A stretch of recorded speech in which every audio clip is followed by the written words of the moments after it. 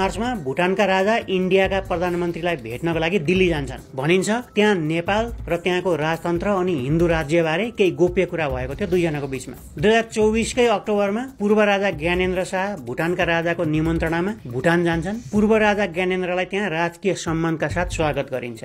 भनिन्छ त्यहाँनेर नेपालमा राजतन्त्र, हिन्दू राज्य र मोदीको सन्देशबारे केही छलफल भएको थियो। 2024कै डिसेम्बरमा भुटानी राजा नेपाल आउँछन्, विशेष गरी लुम्बिनीको भ्रमण गर्छन्। लगभग त्यही समयमा नेपालका पूर्व राजा ज्ञानेन्द्र शाह पनि लुम्बिनी नै गएर पूजापाठ गर्छन्। भनिन्छ नेपालमा पनि भुटानी राजा र ज्ञानेन्द्र बीच केही गोप्य बैठक भएको थियो। त्यसको एक महिनापछि अर्थात् 2025को जनवरीमा ज्ञानेन्द्र इन्डियाको भ्रमण गर्छन् र योगी आदित्यनाथसँग भेटघाट गर्छन्। योगी आदित्यनाथसँग ज्ञानेन्द्रको राम्रो सम्बन्ध रहेको छ भनेर बारम्बार आउने गरेको छ। उनी नेपालको छिमेकी राज्यको मुख्यमन्त्री पनि हुन्, मोदीका दाहिने हात मानिन्छन्। ठीक त्यही बेला अमेरिकामा नयाँ राष्ट्रपति भएर ट्रम्प आइसकेका हुन्छन्। त्यहाँको हावा परिवर्तन भइसकेको हुन्छ, जियो पोलिटिक्सको गियर चेन्ज भइसकेको हुन्छ त्यतातिर। फेब्रुअरी 13मा इन्डियाका प्रधानमन्त्री मोदी अमेरिका पुग्छन् र अमेरिकी राष्ट्रपति ट्रम्पसँग मिलेर एउटा संयुक्त पत्रकार सम्मेलन गर्छन्। सो क्रममा बंगलादेशबारे सोधिएको एउटा प्रश्नमा ट्रम्पले प्रष्टसँग भनिदिन्छन्, I will leave Bangladesh to mister prime minister. But I will leave Bangladesh to the Prime Minister.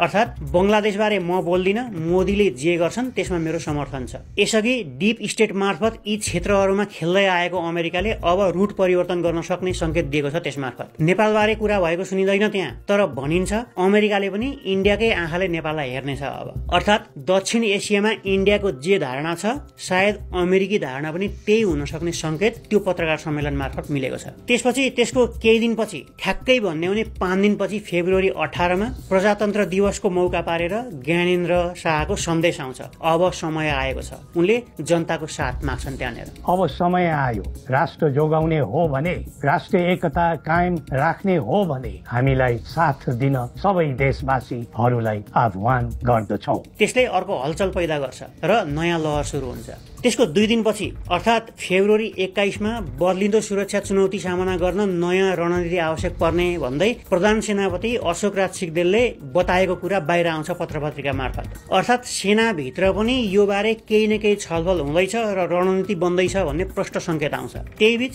Durgaprasad India गएर केही भेटघाट गर्छन् उच्च स्तरीय। फिर्ता आएपछि अरूले जस्तो कुरा लुकाउने होइन, म हाकाहाकी बोल्छु भन्दै त्यहाँ ठूला मानिसहरूसँग कुरा भएको कुरा स्वीकार्छन्। यो हो मार्च 1 को त्यो लुकाउँदा रहेछन् होइन, सबैजना जाने त्यहाँ नमस्ते उताको र लम्पसाट पर्ने अनि यता आएर राष्ट्रवादी कुरा गर्ने। म चाहिँ त्यो होइन, उच्च स्तरीय राजनीतिक भेटघाटमा गएँ, त्यहाँ मैले भेट्नुपर्ने मान्छेहरूलाई भेटेँ र उहाँहरूको चासो र मेरो चासो ठ्याक्कै मिल्यो। पूर्व राजा ज्ञानेन्द्र पोखराबाट काठमाडौँ फर्किँदाखेरि एयरपोर्टबाटै नजरबन्दमा राख्ने षड्यन्त्र भएको भन्दै राप्रपा र दुर्गा प्रसाई लगायतले जनतालाई त्यहाँ उपस्थित भएर सपोर्ट गरिदिन आह्वान गर्छन्। माओवादीले केही समय अघिदेखि गरिरहेको आफ्नो पूर्व निर्धारित कार्यक्रम तराई मधेस जागरण अभियान पछिल्लो समय विकास हुँदै गएको राजनीतिक घटनाक्रमको कारणले भन्दै स्थगित गर्छ र राजधानीतिर हानिन्छ।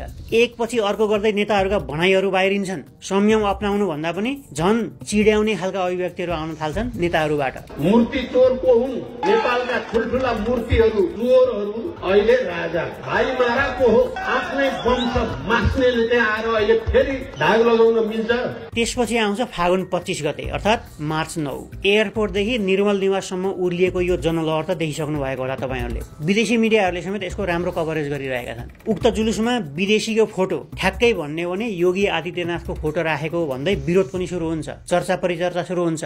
अर्थात् समग्रमा जसरी अघिल्ला आन्दोलनहरूमा यसै गरी जम्मा भएका मानिसहरू नेपाली नै हुन्थे, दुःख नेपाली नै पाउँथे, घाइते हुने नेपाली नै हुन्थे, मर्थे नेपाली नै, नेताहरूको साँठगाँठ विदेशीसँग भएको प्रमाणहरू बाहिरिन्थ्यो। अहिले त्यही क्रम दोहोरिएको त होइन भन्ने प्रश्न उठ्नु स्वाभाविक हो। साथसाथै सरकार समर्थितहरूले पनि यो जनलहरको स्वस्फूर्त सहभागिता जनाउने मानिसहरूलाई होच्याउने गरेका केही भनाइहरू पोस्टहरू आएका छन्। भाडाका सिपाही, पठाउका ड्राइभर, खेताला जस्ता शब्दहरू उनीहरूले बोल्न बन्द गर्नुपर्छ, जनतालाई चिड्याउन बन्द गर्नुपर्छ।